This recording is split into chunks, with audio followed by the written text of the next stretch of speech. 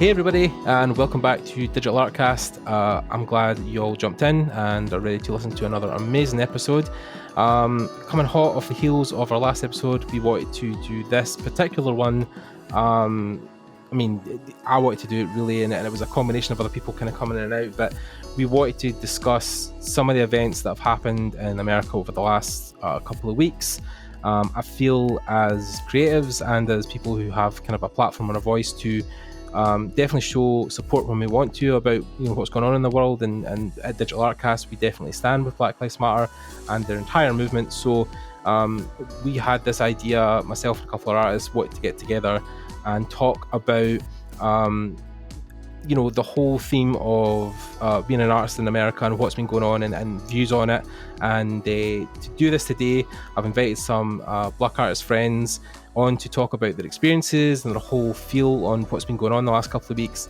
But most importantly, what I've done is I have decided to pass the baton over to my friend Cameron Moore, who's an art director in Los Angeles, Buddy Group, as an art director there. And I thought it would be better for me to take a step back at this point and allow others to use the platform and their voices to amplify their feelings and thoughts about what's been going on.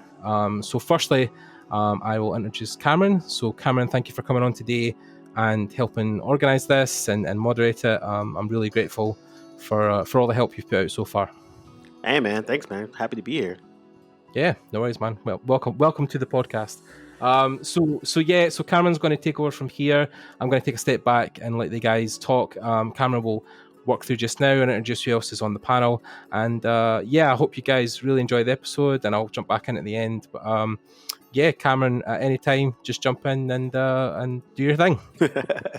Thanks, man. All right, hey everybody. My name's Cam. I'm art director over at the Buddy Group in Southern California, and host of the Table of Truth podcast. And so we got some really amazing artists, Black brothers on here. First off, we're gonna start with Kevin. Introduce yourself and where are you doing?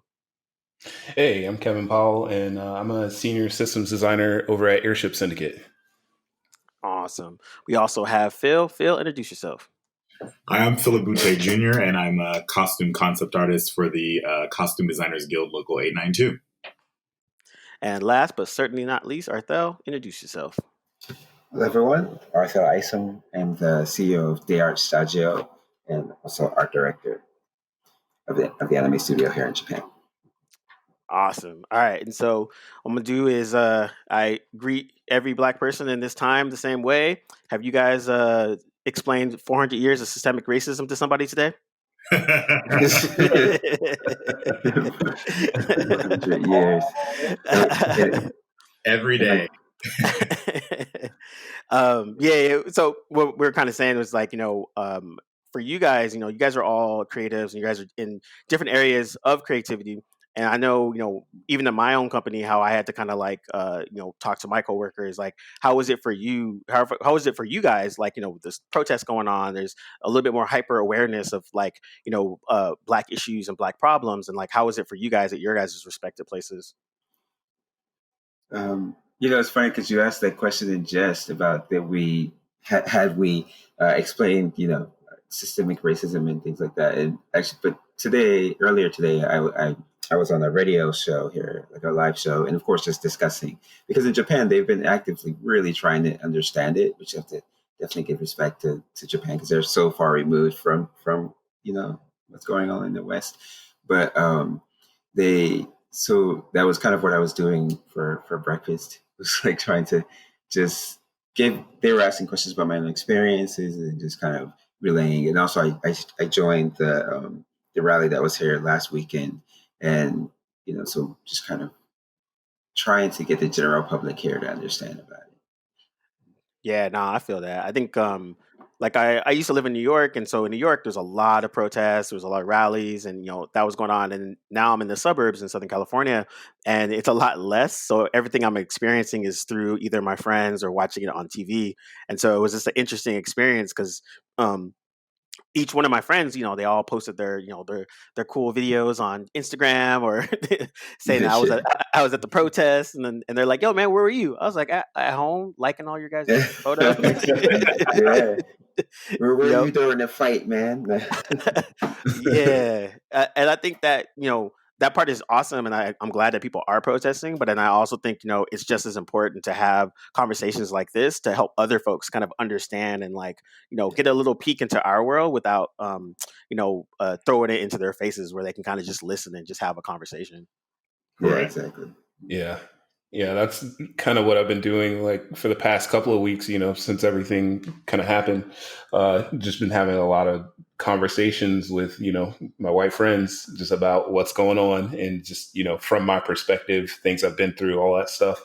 And I think there's a lot of people that are wanting to understand, our side of it. And so, I'm trying to do my best to do that, but also, it's a lot. Yeah. Having to relive Yeah. that stuff It's and, so tell those stories and stuff. So, trying to make sure I take time out for myself. But yeah, I do think it's important that we have these conversations, right?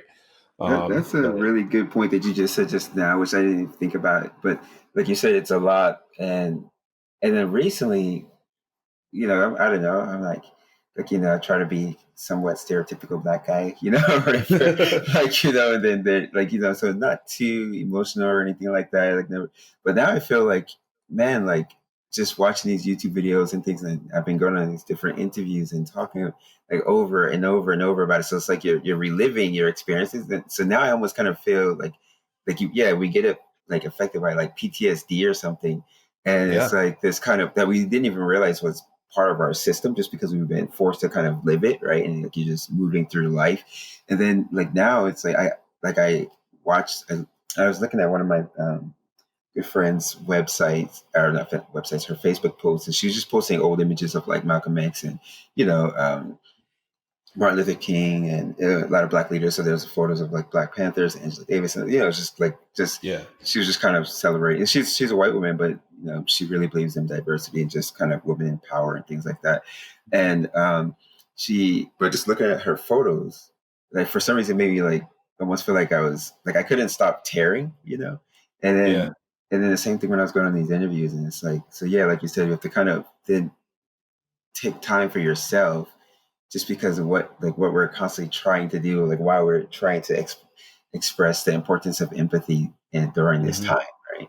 Yeah, man, it's a lot. I mean, especially for us in terms of like, we're all still working, we're still, going to jobs and stuff like that. And so, one of my friends is like, "Yo, can I just get like a black week off just so we could just get some vacation time, so I can Can I get a black week off? yeah, let me Yeah. can we just like collect the thoughts, I can come back, so I'm not going to try to punch my boss in the face, like let me just like let me calm down, let me just collect it, and but no, I feel you. I think a lot of times some people we're talking with some of my friends, and they're saying how like you know one feeling was like he was happy that a lot of his white friends were kind of checking in on him, like, "Hey man, you good?" That kind of stuff. But on the other end, he was just like, "Man, if these white people don't leave me alone," because he was just getting, it was just too much. It's just like too Yeah, much, yeah. So he was just trying to find that balance where it's like we definitely, again, we appreciate it.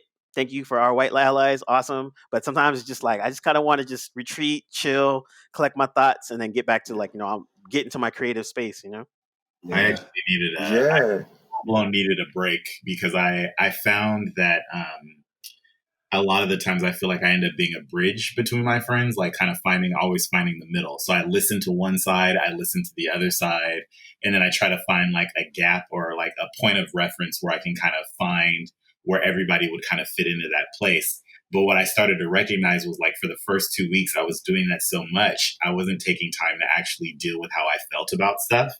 And then I had like this moment where they were doing local protests here where I live, and I was having neighbors that are not black, so like white neighbors that would come up, I'd be outside or something, doing something in the front yard or something, and they'd want to have casual conversation, and it would make me immediately angry. And I knew that they didn't deserve it. Like, so I was like, I need to just go inside, because what was happening was I realized that mentally I wasn't able to escape what was going on. And I felt almost jealous that they were able to, like, they were able to say like, "Hey, you want to come over and have some lemonade and talk about nothing?" And I'm like, "No, I don't. Yeah. No, you know, That's funny. Yeah. Yeah. going on." And so That's so interesting. Yeah. with it. And then I started to realize that I needed to get a little bit more proactive. And one of the things that I talked to even with my Black friends about was I started to realize that although the tendency is kind of to shut down or even to just say, like, a lot of people are angry. So one of the hard things about it is saying, like, because I think the hardest thing to hear, even though you understand that people mean well, the hardest thing to hear is people acting like racism just happened, like where they're just like, oh my gosh, this is awful. Like they're just discovering. Yeah. That's been really hard. And you just want to say, like, read some books. Like, I don't want to be the person that tells you all this stuff. But what I recognize, and I've told my Black friends several times, especially this week, is I've said, you have to be patient. And you also have to realize that people really do want to help. And they're part of the same system where we all up in ways that makes it to where we're ignorant to certain things. So at this point, now that everyone's listening, one of the key things that I've said is now we have to have something to say. So now's not the time to turn off from people or push them. Well, and that's a great point, like what you just said. Because even when this digital Artcast, when they decided to like host this panel, like for us, and like just be a platform for like Black creators and things. Like the first thing that came up in my mind was like, I'm actually really appreciative of that. Like I'm after like, and then like I don't want it to come off as like being like this is like a platitude or something like that, but it's more like but yeah, because we take for granted that these experiences and things that we're having are known, right, or something, or should be known. Like, and we're like, okay, so yeah, this stuff is happening, but yeah, like there are people, like you said, that are white allies and people who do want to know, and so it's like, okay, so now that they're trying to know.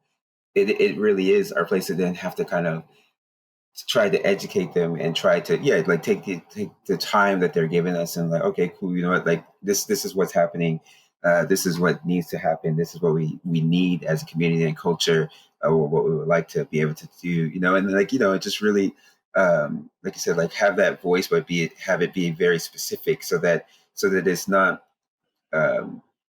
just like a cacophony of noise, and then it is something that people can digest. But then, like part of what you're saying is about we, as a people ourselves, I think our first reaction is like, okay, yeah, we're angry, and why is this happening? Why don't you understand? Like, why? Like, how old are you? If you're 40 or something, like it just happened yesterday. But even though that might be the innate or the natural reaction, we have to kind of like do what we've been taught since we were kids, right? Hold it back, and like be the good Black person. But this time, because it'll have a positive effect, in as opposed to like us just like being the good guy in the room, right? And it's like, or the good girl in the room. So yeah, no, that's true. I mean, I think that's why I think I mean, I've seen a lot of posts now, Instagram, where they're kind of like, not everyone's a protester, not everyone's a fighter, not everyone, not everyone's going to be out in the streets, but you can help in your own kind of way. And I think, understanding that and not feeling shame if like you're like not in the streets protesting is completely cool. Like, I was when I had this conversation before, and I was kind of telling someone that, and they almost did like a sigh of relief. They're just like, whew, yeah, I don't like protesting. I don't want to go to jail. Yeah. Because I was like, yo, I don't want to go to jail either, but I understand what they're coming from, because I was like, yeah, man, you just got to realize, there's different ways that you can help, and I think understanding that and still keeping the macro in mind, but acting in a micro way, in a positive way, can definitely help. Just having those conversations, like having this forum where we're all kind of talking about our experiences and that, and we're gonna have to throw some glitter or something around here so we can make sure this is part of an art chat too. So we got real deep right now. But yeah, I think it's just good to kind of like share those stories, and then people that might not have people around them that could help them with that could definitely they can hear this, and then they're like, oh, okay, now I have a little bit better understanding and a little bit more empathy, and then that's what helps, because I think in general, just the empathy aspect of it, if nothing else, people just learn better empathy, then I think we've actually moved all of us in a little bit of a way, Yeah. And before we switch the topics, I would just say, just for our listeners and like the people who are experiencing this happening, but they're not, of like any like Black heritage or anything like that, or I do think that, like you said, like empathy right now is really important, and it's really easy for us. And even when we're in just are going through our daily grind of working, right? Like the first natural reaction is to kind of close our ears, and we're just waiting for our voice, right? Waiting to say what we want to say. And then it's like, okay, cool, go. And I feel like when, because sometimes as we're explaining to people what's happening, what does BLM stand for, why is this happening? Like if you already have like a disposition or like a bias, you're actually you're not even in a position. We're all going to naturally have a bias, but we have to kind of be able to be conscious of that bias. And, even though they call it unconscious bias for a reason, but like you have to try to be conscious of it. And so that then you can put yourself in a position to take in information. Because I feel like even though there's people who are asking like, oh, what is this happening? But they already have a position in their mind, well, like all lives matter, or like not they're not all bad apples. But if that's already your position, then you're not even hearing the conversation. And like when that is the key of empathy, right? It's like being able to be in a position to understand others, right? And so I think, just that. Yeah, nah, Please. definitely, Yeah. man. Yeah, it's Yeah. like just care, people. Yeah, That's all we just ask. care. Like it's just care. So with with all of this going on and a little bit more emphasis on Black people and Black experiences, like how do you guys see this affecting like Black creatives, like just in general? Like do you guys feel that now that there's a little bit more spotlight on Black people and like quote unquote Black stuff, do you think like the Black creatives can figure out a way to kind of take a little bit of this attention and put it in a way that can help shine on a lot of the stuff that we're doing? Like say for instance, like Kevin, you're over at Airship, and so are you doing? Do you feel like it's kind of cool for you to kind of, now that more people are paying attention, just in general? Do you think there's a lane for Black creatives to kind of like capitalize on that? And I should say. Oh, definitely. Like I've seen some of that happen already. Just in kind of like my circle, like just from what I'm seeing on my feeds and everything. I'm seeing a lot of Black artists being highlighted. A lot of support for those artists. Even one of my friends, she sells like pens, and I went ahead and bought all of them. I blasted that everywhere. I'm seeing that a lot, especially right now, and I think they can take that momentum, and we can do something way more positive now that we have this platform, because people are paying more attention, right? And so, yeah, I'm just kind of seeing that, but I think there's multiple vectors that this is going to happen on, not just from artists on social media, but through the media we're going to be consuming soon. People are creating projects because of this. I think that it's just going to be a wave, but yeah, I'm seeing a lot of good come out of it already, and I hope we stay on that path, right? Yeah, definitely. Phillip, you were saying something? Oh, no, I was just going to say that I think that right now, I think is a really good time because we have the attention and people are listening. It is a good time to promote and not be silent. I think that people are looking for things to support. They're looking for Black artists to show love, to buy products, to spread the word. And I felt all of that has been really positive. I have seen an uptake in people also looking for Black artists. And the key thing there has been not only are they looking for them, they're also looking to hire them, which I was really excited about, which is kind of just saying like, we didn't know that you guys, again, it was that same thing where they were just like, oh my gosh, there's Black female concept artists. And it's like, yes, they've been here. They've always been here. So the fun part about it now is seeing them explore and actually be like, oh yeah, you could come work here or you can come work there. So I've been really excited to see that dialogue and that exchange. The exchange of information, the exchange of, of visuals, of products. I think it's a really good time because for better or worse, I do see a huge change. Like it was like an overnight change where people are listening. Yeah, and then Arthell, you've been getting a little bit of more like a little bit more shine on your studios with that, because I think we were talking earlier where it's like hey, there's a new Black owned anime studio, and that kind of same reaction. They're just like, what? Yeah.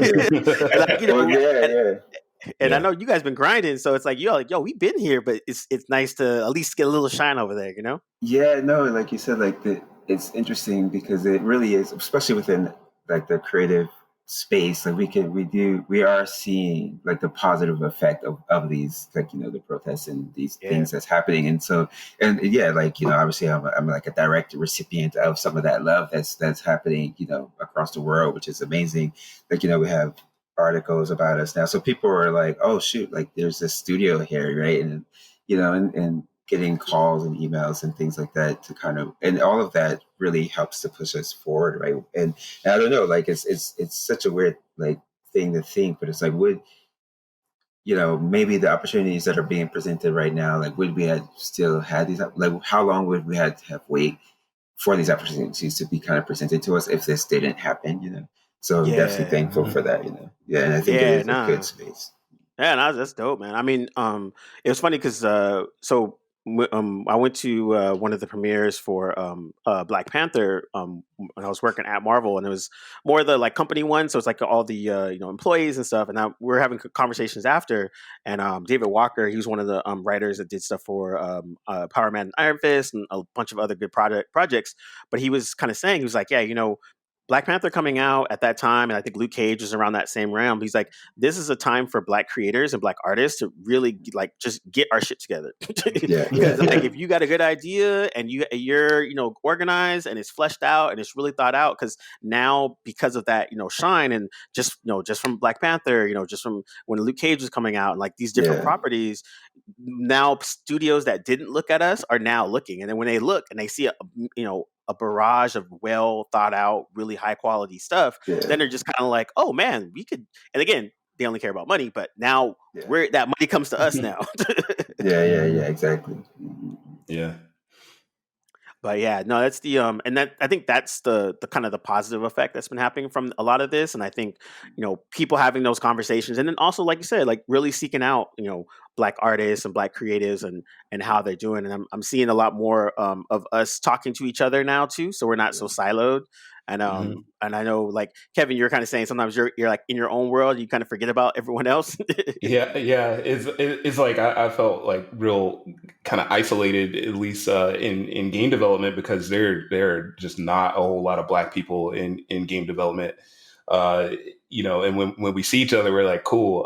But even just through my work history, the studios I've been at, it's been, I say, at least under 10 at each studio. And it's just like, man, this needs to change at some point.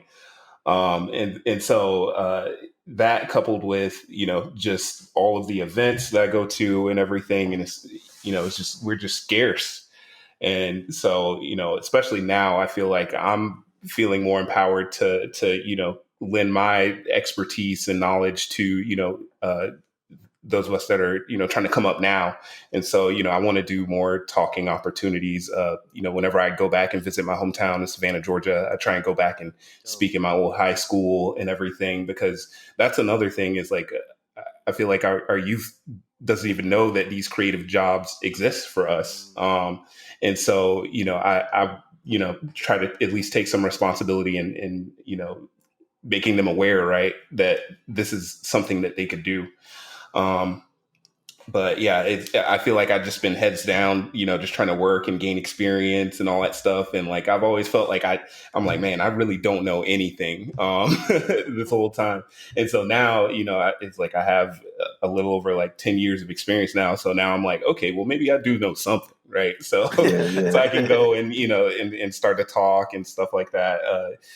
But yeah, I feel like I want to be more active, and especially in light of all these, recent events, I feel like I really want to be more connected to, to just like our culture and everything, and make sure that I'm, doing my part to pass that knowledge along. So, we do see more Black people in, game development and more creative, just the creative industry in general. Yeah, no, definitely. And then like, I mean, do you guys think as we're starting to get all these experiences, and now we're kind of in the mode where we're starting to be our own bosses, or we're starting to get into a realm of like kind of calling the shots. I think that'll help with that of kind of like, talking to the young kids about like, yo, this is a very viable way to actually make a living and still be creative. But then also too, letting them know like, yeah, your boss can look like you as well. Mm-hmm. And I Yeah. think, we don't get that, coming up, we might not have had that experience. So like, we're kind of in that mode now or we're in that route where that's going to be us now. So we're going to try to help, It's important. I think it's really important to do that because we have like the visual. I still remember, people that visited my school just to show us like whatever. Like there was a puppeteer that came to my school when I was in elementary school in like first or second grade. I still remember that vividly, being like, infatuated with the way he made the puppets and how he made them move and how he was telling the story. I didn't end up becoming a puppeteer, but I do remember, and it inspired my artistic journey. So us being able to go and talk to kids, regularly and showing them what we do, showing them that it's possible, even that it's just a possible job. They may not get into it right away, but later on they remember, and it inspires them to go off and kind of explore other avenues that they might not have been, privy to.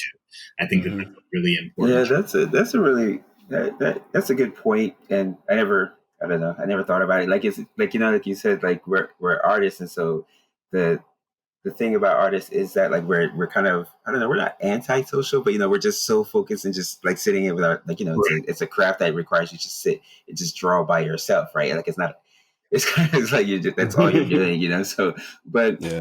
but the importance of us having like getting out there and kind of inspiring the youth, like now like I'm getting these messages from from people who are just kind of like, oh wow, you're out there in Japan, didn't know people can be in anime.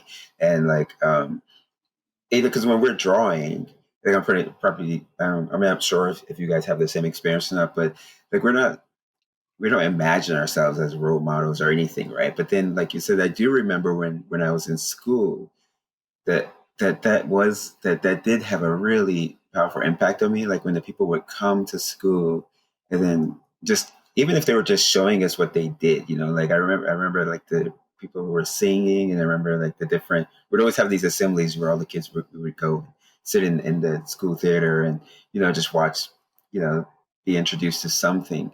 and and even though I didn't become like a singer or like a, I don't know, like all of the different events and things that they had in our school. But whenever I would see like another person who looked like us, which I guess that's the importance of like representation, right? It's like, Mm-hmm. then it made me feel without even having to think about it. Like it wasn't like this conscious thing, but it is like, yeah, like, oh man, like I can do that. Like, because we see us doing that. Whereas opposed to like what we always see on, when we were younger, we would see it on TV anyway, like a whole bunch of like, white people and things that like, oh, but we already expected that of them, right? Oh yeah, like yeah, they're supposed to be on TV. Oh, they're supposed to be famous. They're supposed to be rich. We're not. That's not for us. But then because we would see like now, especially with today's youth, they can see whatever, like a Michael Jordan or something, like just famous people doing something, and then they're like, oh well, Yeah. I can be like him too. But then look what that did. Just that one. Like a lot of people are like, oh, he didn't do anything, but it's like that one black face just being in that space inspired a whole generation of a whole bunch of other black faces, like in that Yeah. space now. And so, yeah, so that's interesting. Yeah, man. Yeah. It's the representation aspect of it, as I got older, I have a better appreciation for it, because when I was younger, I was kind of like, so, it's not a big deal, whatever. But now I start to see, and you start to, again, like you said, it becomes possible, where before you didn't really Yeah. think about it that way. And then you see like, oh, well, he owns a studio, so I guess I could own a studio too. Or like, Yeah. Yeah. he's working on movies, doing stuff like, oh, I guess I could do that too. Like they didn't really come into that possibility. And I think it's good that a lot of the young kids now get to see that. And then I think it's, it's good on us to be better about sharing our stories, B, helping that young generation. And I was speaking a little earlier, and one of the things that, I was been on my little high horse a little bit, and I would see, I would be in like the Facebook groups of like, Black comic creators, or like, anime this, or, designers. And I would just be like, yo, this artwork is so bad. Like, what are you guys doing? And Yeah. it took me, I had to like, check my own self, because that was just my ego talking, as opposed to being like, well, you were at that level too. So what would you want to hear to help them get to the next level? And I was like, oh, that's, that made me like step back and like check my own self and be like, you know what, instead of, harping or just like, saying someone sucks, being like, you know what, I see what you're doing. here's a path that would help you get a little bit better. And then, and then people that, take that advice or run with it or become better, then, help them a little bit more often, and I think, that kind of mentality has helped me a little bit more to be, one, to share my stories more, and then two, also just to be helpful, because like everybody could say you suck, but there's very few that be like, hey man, I see what you're doing. If you rock this book, check this tutorial, like this will help you, guide you on that way, that path. Right.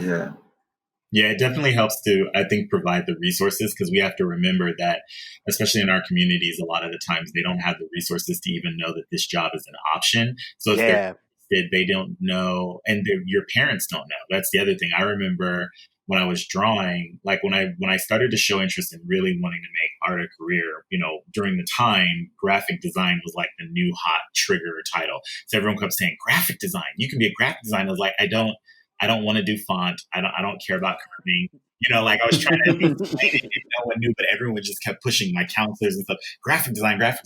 So it's like, that no one around you really knows what it is. So I think it's up to us to go back to kind of show those things. And I know that there was a time, I think during this year, during Black History Month, the Concept Art Association, they do every month they do a drink and draw, like a sip and draw, right? Where they go and they open up a bar and you could grab drinks and you could draw models. This year, I hosted one with Marco Neller to do for Black History Month, to primarily focus on like Afrofuturism, right? And during that event, so many Black artists showed up in one place. Like it was incredible to see. And we all realized that although we might feel isolated, which we do, like I'll feel like I'm the only, up until last year doing my job, I've been doing this job now 12 years. I've never sat next to another Black artist. Ever. Wow. Damn. And there's now multiple artists have joined the guild, but doing film, I've literally, up until this last year where I had one that I finally got to be able to sit next to, it was us. So when I realized that, when we got together, I started to like kind of piece it together. And on Instagram, we had started a group where there was just Black concept artists where we all talked to each other, right? Animation, film, video games. We're just in there and we became friends. So we talk all the time and we were like, you know what? We don't realize that although we feel isolated here at work, like we're the only one or one of three, or, your video games, there's not very many. But then when you spread out and look back at it, you look at the industry as like, there's a lot of us here and we should connect more.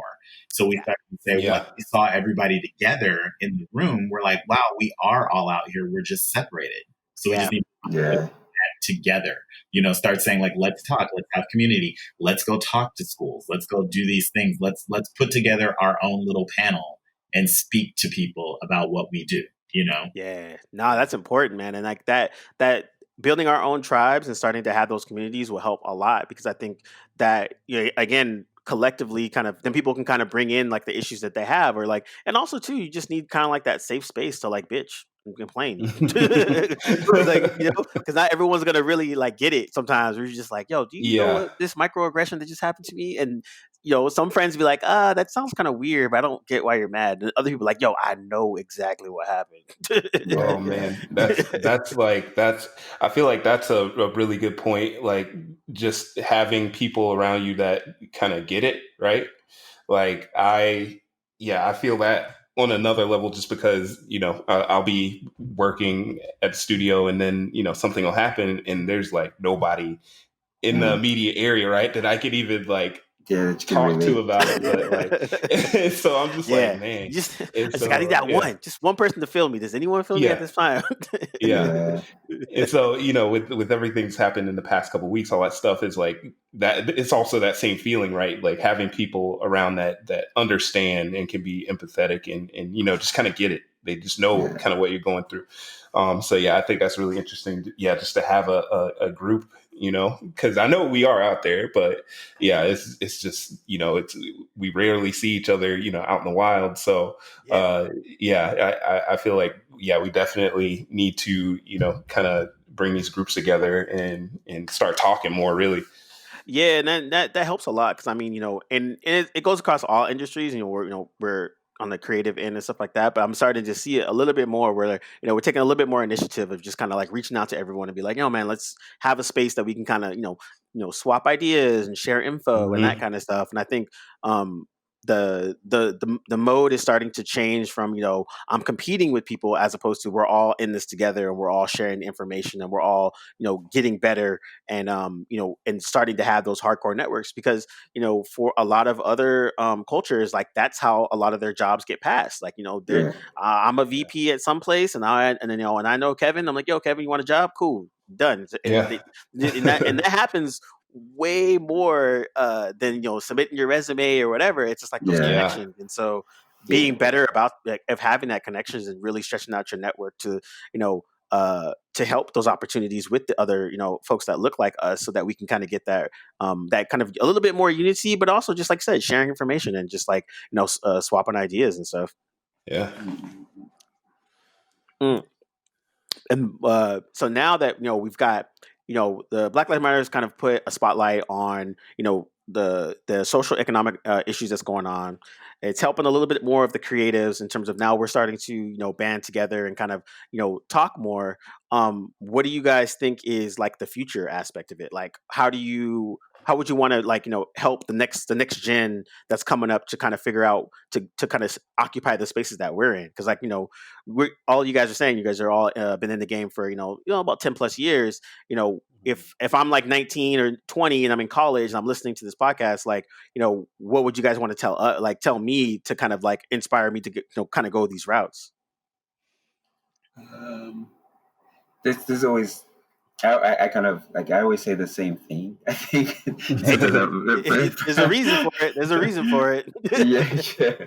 But like, because yeah, I don't, and then I don't know, like, I never want to kind of come off as like, okay, we're here, like, hey, now you get here, kind of thing, like, because that's I don't mean it that way, and I never want it to sound that way, but so I guess two things, like, to be in our career, or to be in our field, or in any field, if you want to be a basketball player, if you want to be anything, like, of course you have, like, the prerequisite is to be good at what it is that you want that you want to do, right? You have to be. It's okay to be average, but it's but like, that shouldn't be your goal, right? Because you want to get into this field, and so that's kind of what separates the professionals from, like, the I don't know, just the viewers or something, right? And so I think that the youth, like, one of the most important things is just having that goal to be good, right? Because it's not enough to just kind of say, "Oh, I want to be an artist. I drew a little bit," because that's not enough. And so, like first thing that I always think is that it's just important to impress upon young artists, or just people who want to do anything, is that should, like, that you want that you want to do it, and you want to be good at it. Like, just that one little thing makes a difference, because that'll change from your approach to what you're doing. Like, because now you're seeking information, and because you want to fill in the gaps of, like, where you are. And then the next thing, my advice is, that I always give, is that everything is a process, and everything has a process. Like, no matter what it is, there's a process to everything. There's rules to everything. Because if there wasn't, then it would just be, it'd be chaos, right? And so, like, figure out what that process is, or learn it. Like, get the advice, like, go online or something to listen to what, like, these great creators like Phillip, or like, Kevin or Kim, like, what everyone's saying. Like, go online, research what these artists are saying. Oh, this is what I did. This is what I did. Like, there's the process. There's a map. Now, once you have that process, like, follow the process. Like, I feel like a lot of people want to skip. They want to skip steps. They want to get from A to Z. And then say, yeah, I know my ABC, but no, you didn't even say the rest of the letters in the thing. Like, like, there, you need all 26 to have an alphabet. Like, you can't just skip, right? And so it's like, I think, like, figure out the process, and then practice that process, and do it diligently and religiously. And I think then you can be whatever you want. You can achieve whatever you want. Yeah, man, that's dope. Because, I mean, like, one of the things, or like I tell folks too, is, I'm just like you said, like, just do the homework, man. Like, like, if you really are if you're really about this and you're really into it, like, really do the homework, like, research and, like, study and really put that work in. And I think sometimes that just that hard work of actually just grinding is kind of overlooked sometimes, because it's kind of like we don't want. I kind of akin to it. It's like I don't want to be in the buy my mixtape phase where it's just like, hey, I'm an artist and I'm black. Hey, it's good. It's like, it's like, no, man. Is the mixtape good? Did you do the production yourself? Do you know how? Do you So I think just like put it in that work, and like if you're really into anime and animation, then learn your basics. Like you should know, you should really put the work in to understand what that is. If you're really into game development and all that, like understand game theory and to put really be nerd about that craft. And I wish more that's if. It just at the very least, just being nerdy about your craft. If you start with that, then it's a lot easier for you to have those conversations with people that you might want to either work with or learn from, because then now you're speaking the same language, and and I think that part's important. Where a lot of it comes into where it's just like, hey, I'm black and I like to draw. What's good? Yeah. Exactly. Yeah, I definitely feel that, and yeah, it's like we all got to where we're at because we're passionate about what we do, and I've been in that position where I have I didn't come into game development knowing everything about it. Like I didn't know anything about game development, but just through studying, and I mean I played the shit out of a lot of games growing up, so it's just like I already had that base, but I think it's just having that drive, like you got to be hungry.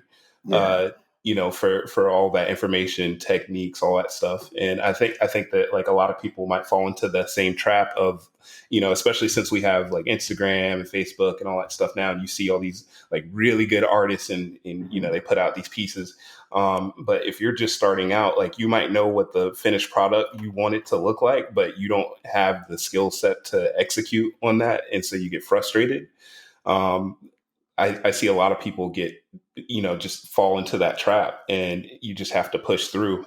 You'll eventually get to that point, but you have to learn all the techniques and everything to get to that point. But I think a lot of people just kind of compare themselves to, these artists that have been doing it for a long time professionally and they get discouraged. So I'd say the biggest tip I would give was just don't get discouraged. Keep grinding. Just keep grinding. Yeah, that's kind of important. Like I like that, like you said, the grind, and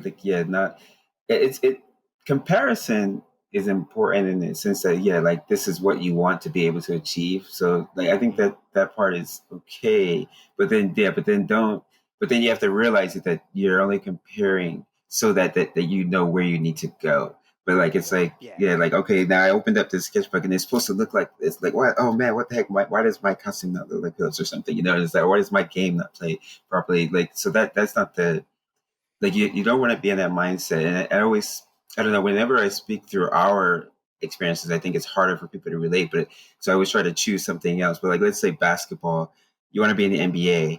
If you've never played basketball, you would not be in the NBA, right? So it's like if you just pick up, like you can't just pick up a ball and then walk to wherever, Hey man, like I got this ball, I want to play. I'm gonna play in the Lakers now. Like that doesn't work, right? So you don't even have to, you can watch the videos of all the great basketball greats, but how did they get there? How did they even get to the point where now they could be considered? It was because they just played basketball outside with their friends every day, right? And then they, like as they got through elementary school and they started getting better and better. Now they found the right coaches and things. They found the right the right mentors and things, and then take the skills that they developed on their own, because you have to first develop your own skills, and then you put in that work. And so now then it's able to.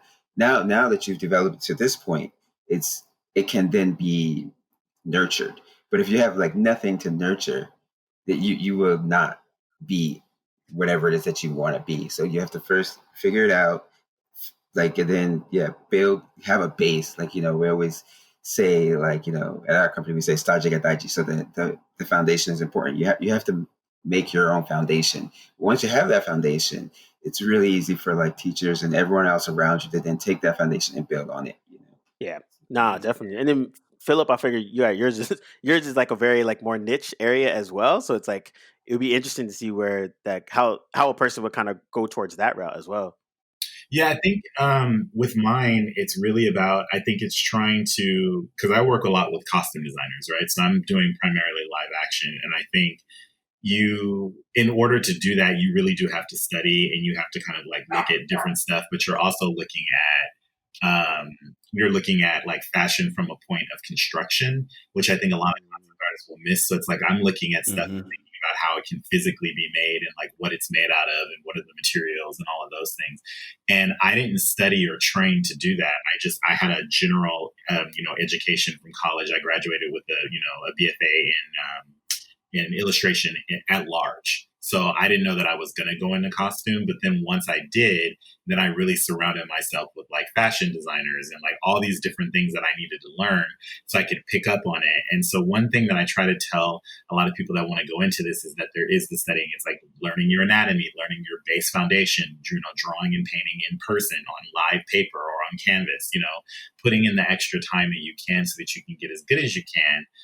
Because social media can be deceiving. And the way that I say that, I tell students that when you see social media, I say, think of it as the end product. So what you're seeing is the result of a lot of hard work, but you're not seeing the hard work itself. So it's like when I post an illustration and I'm like, here's this illustration and here's how it turned out. You're not seeing the 50 other versions that I did of that one thing to get to that thing.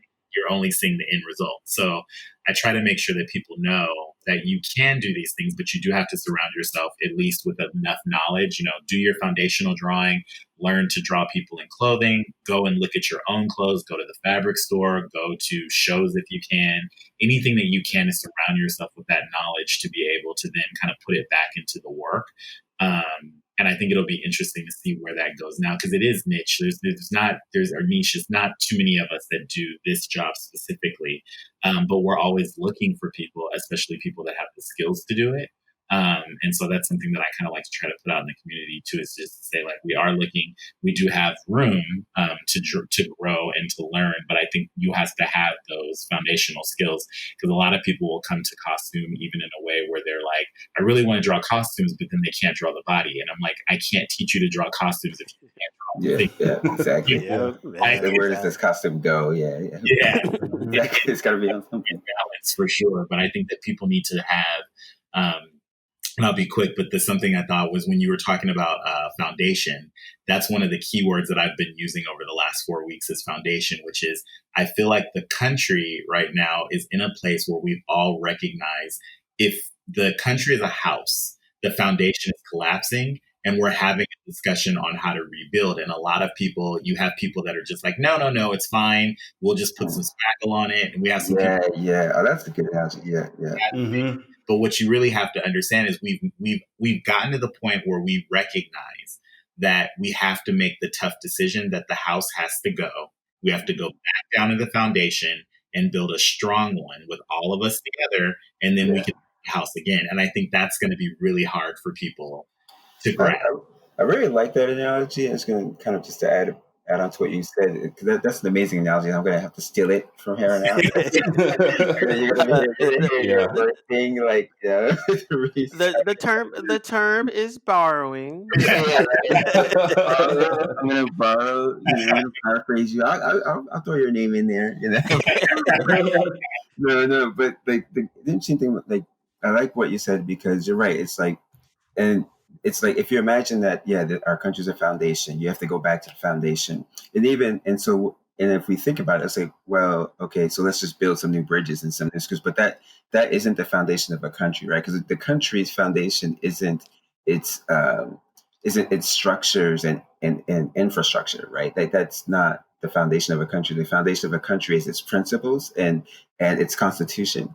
And so I think that people would have to really learn, like, what laws and what caused this. And I think that's because that instantly relates to why it's so important to learn about like racism and like slavery and like Civil Rights Act and all these things that's happening. And even like because it's like, well, those are the institutions and things that are the foundation of our country. That's what our country was built on. So if we don't first go to the foundation and then study it and learn it, then you don't even really know what it is that you have to dismantle and put back.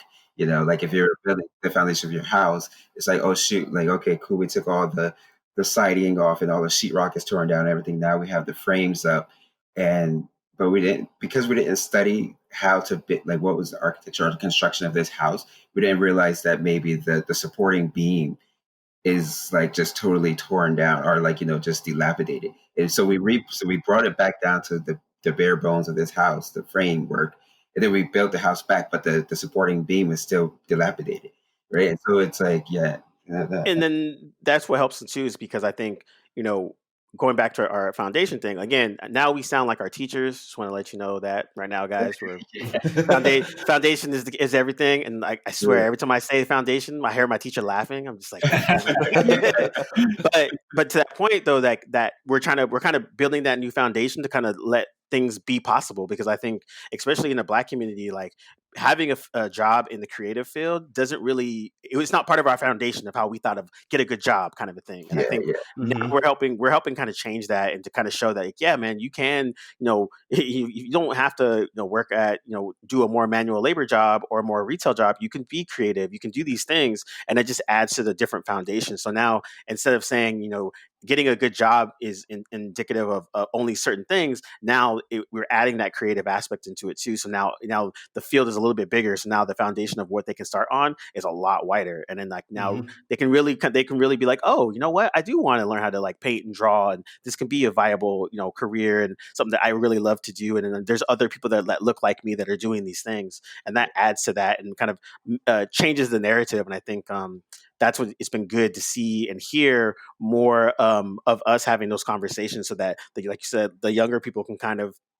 know that that's a viable thing, you know. And I think that's the really cool part of like it's good that the Black Lives Matter and the protests and stuff, there's like different aspects of it that are starting to help the overall Black community on top of the social economic parts. And I think that's the part that's been really, really cool. Yeah. For sure. Yeah, man. So like I want to, you know, wrap it up to a point where I want everyone to kind of give like one, you know, where people can find you, but then also too, like you're just, you know, you're kind of like parting words, I should say. And we'll start with Kevin first. Okay. Yeah, you can find me. I'm on Twitter. I still don't use Twitter as much as I probably should, but you can find me on Twitter at @KP though. I'm sure we can put that in the description or whatever whenever it gets posted. But yeah, I think I'm trying to figure out like what are my parting words.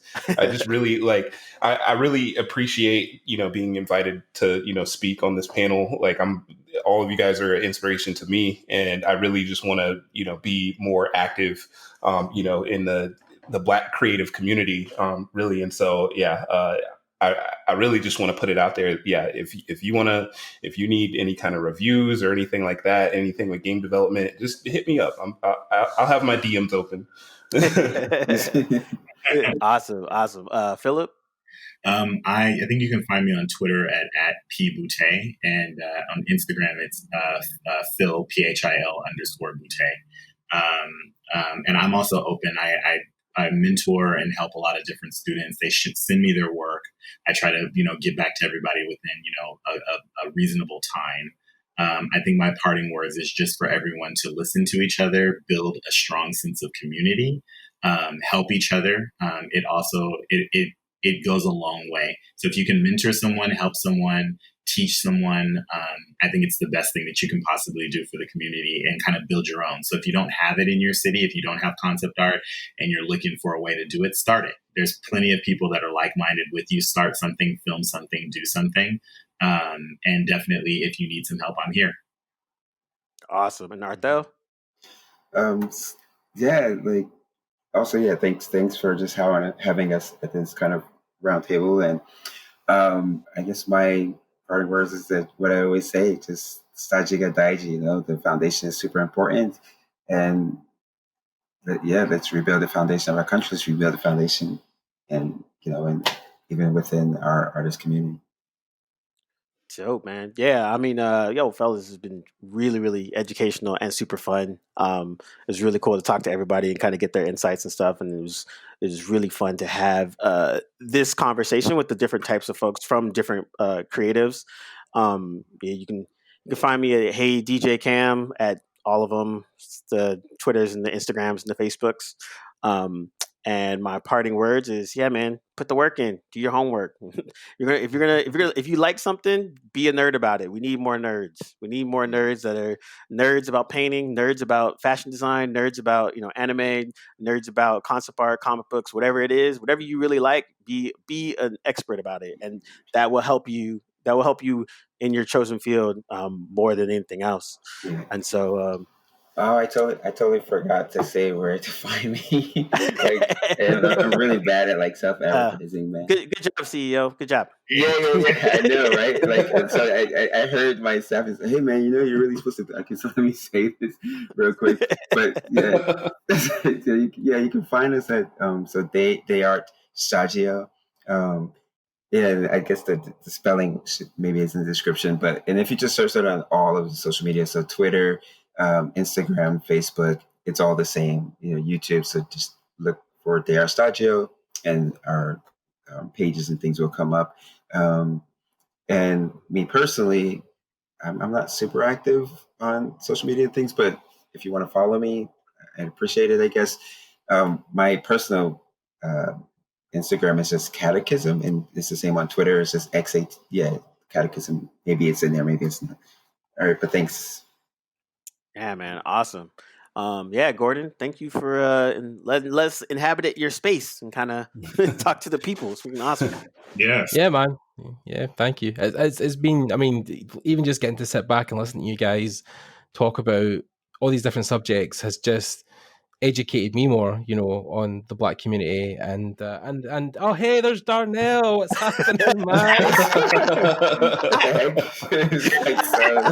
Just as we're wrapping up, he jumps in. That's